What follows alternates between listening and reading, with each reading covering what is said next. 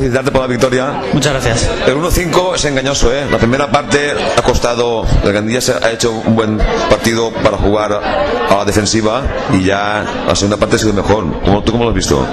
Bueno, ellas tienen muy claro el trabajo que tienen que hacer para hacernos daño a nosotras y la verdad es que nos han planteado muy bien y nos han aguantado muy bien la primera parte con el aire además a favor para ellas y luego la segunda parte nos han hecho luego una jugada muy buena de ellas buscando su sistema de juego natural y nos ha costado meternos porque se defendía muy bien, pero bueno, al final ha salido todo bien. Yo he visto que cuando el 1-2 ha bajado un poco los brazos, pero una jugada clave ha sido la parada de Gemma que cuando ha salido, ¿eh? Sí, la verdad es que sí, porque se hubieran vuelto a meter en el partido y nos hubiera costado otra vez volver a...